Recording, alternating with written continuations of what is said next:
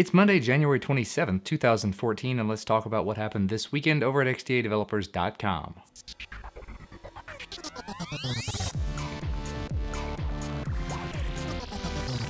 To be entirely honest, it was a bit of a slow weekend over on the XDA portal. I can only presume that everyone got nearly as much snow as I did, and so there was not a whole lot of development going on, but probably a lot of sleigh riding and a lot of snowman building. So the majority of the stories that I saw that kind of piqued my interest, there were a few that were application related and a few that were just kind of off the wall, so let's go ahead and get started. For quite a while now, actually about a year now, there's been an application available called Button Savior Non-Root, and effectively what that does is it allows you to use your device without having to have on-screen buttons or physical hardware buttons, providing a bit of an alternative method of control, so you can change your back button to be a certain gesture, and you can change your home button to be a different gesture. And the coolest thing about this is, of course, that it is a non-root application, so you don't have to have a rooted device do it. And that's all well and good, but XDA senior member JerryFan2000 has released a newer version of the application, which he's calling version 2, which comes with some new features that the guys at the portal thought were kind of interesting, so they went ahead and passed it along. Some specific things though: you can swipe now from any side of the screen to get the Button Savior panel to pop up and let you control what's going on with it. Additionally, there's a pop control feature so that you can add new features, new things to control without having to have button access. And there's even added support for using things like the Samsung S Pen or using an attached mouse if you want to do it that way. Now keep in mind, you have to be running at least Android version 4.1 to use this application, but if you're interested in controlling your device and not having to have hardware buttons to do so, and not actually having to have those on-screen keys if you don't want to use those,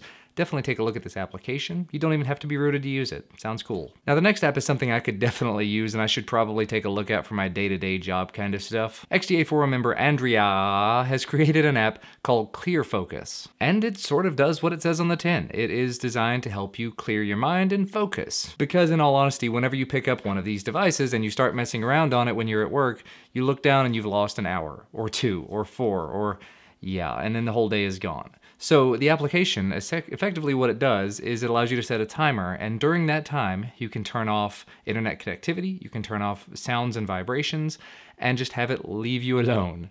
Now that's not going to be necessarily appropriate for everybody. I didn't see anything in the description about it turning off phone calls. Maybe I've missed it, but in that way you should still be able to receive your emergency phone calls. If it doesn't have it, I think a great feature for that would be to have sort of an emergency whitelist where you don't receive any phone calls unless it's from a certain person, or you don't receive any emails unless it's from a certain address, or unless it contains certain words. That would just be an interesting feature, at least as far as I'm concerned. But one way or another, an application that will give you a timer where you can say, for the next hour, just don't bother me, just leave me alone for an hour, that would be very handy. That's actually the kind of thing that would be useful just to be able to do in the office.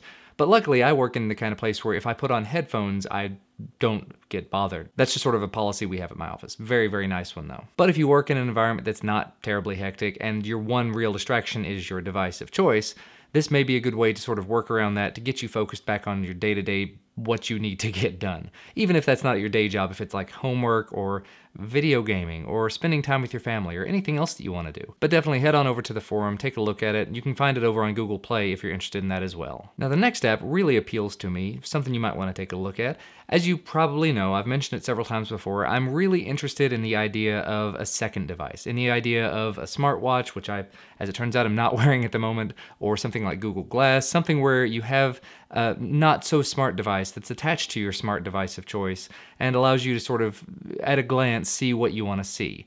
That's why I backed the Neptune Pine Kickstarter project. That's why I own a Meta Watch. That's why I've gone through several smartwatches in the past, and I'm constantly looking at them. I mean, when I was at CES, I was constantly going to smartwatch booths to learn more about them, to see what was coming out. Well, XDA senior member Paco Sal has created an application he's calling M2D, My Second Device. And the essence of this application is it allows you to turn any sort of device into the second device. And so your main device, your smart device, your phone, let's just say, becomes the primary. It becomes the sender. And then whatever else you have, be it a tablet or be it a watch or be it a smaller, like a not internet connected device of some sort, turns into the receiver.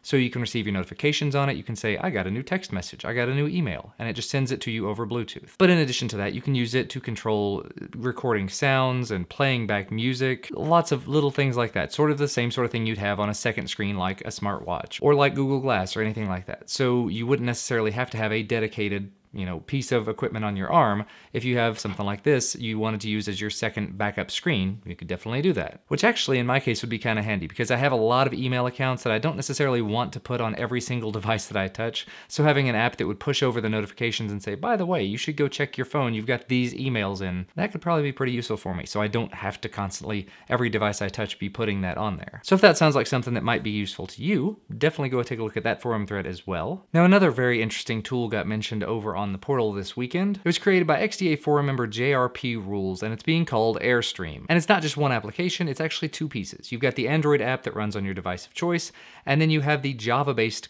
client, server, whatever you want to call it, that runs on your PC. So, and because it's Java-based, you should be able to run it on Windows, Mac, and Linux, or whatever else you come upon that'll run Java. And it's kind of a mix between Dropbox and an SSH server where you put it on your device of choice, and then from your Android device, you can say, give me these files or play back these files, because it actually has a built-in media player as well. And so this allows you to, like I said, pretty quickly and easily get everything set up, sort of set up your own little cloud, because you can even access it over 3G or 4G, at least that's from what I've read in the forum thread. But you're not necessarily having to tie yourself to one service or another like Dropbox or Copy.com or anything else like that. And I realize there are a lot of other applications out there that do some sort of similar things like this, but it's just something that got mentioned on the portal. Looked like a very interesting and pretty easy to set up application, so if it sounds like something that you might use, take a look at the forum thread for those details as well. Now the next two things that I wanted to mention, the last two things I wanted to mention, were kind of out of left field. In the first story, you've probably heard of Symantec. Symantec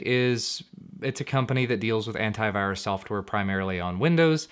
Well, they've spotted a new Trojan for Windows, whose entire goal is to infect Android devices. This Trojan is being called Trojan.DroidPack, and effectively what it does is it uses your Windows machine to try to take ADB and connect to your Android device and push over malicious APKs to infect your Android device. Those malicious APKs get on your device and then they pretend to be the Google Play Store. They look for different Korean banking apps and then they try to pose as those to get your information. So overall, it's a whole lot of nastiness. So just be aware that this is something that could happen. Make sure to scan your Windows PCs and make sure that they're up to date with their antivirus software if you do use those. And of course, turn off USB debugging if you're not going to be using it. Tell it to verify so that you have to actually check to make sure that you want to make those connections. So it's not just randomly making ADB connections in the background without you knowing. As it usually is when it comes to viruses, at the end of the day, it's the user that ends up opening something up that allows the nastiness to get in, so just be careful. And the last thing I wanted to talk about kind of goes hand in hand with something, I don't even know if we talked about it on here before, but Google bought a company called Nest in the last week and a half or so for a ridiculous sum of money, $3.2 billion. The story came out on the portal just tonight, late tonight, because as you know, I film these on Thursday nights because I'm getting ready to go to bed. But a story just came out where Google is buying an artificial intelligence startup called DeepMind for $400 million. And the little tinfoil hat inside of me can't help but make some little connections here. Purchasing Nest and then the next week buying DeepMind artificial intelligence. Does this mean that we're going to have HAL in the very near future? And is this going to be a good thing or a bad thing? Now, the optimist inside of me wants to say that they're going to use this kind of technology to make Google now better and smarter, to make it into sort of an assistant instead of a automated service that is not really doing a whole lot. So having a little bit more smarts built into it would be really nice. And if you think about it that way, if Nest is also eventually integrated into that, people that have Nest in their homes, it could say, oh wait, I know you're coming home from work now. I'm going to turn your heat up for you.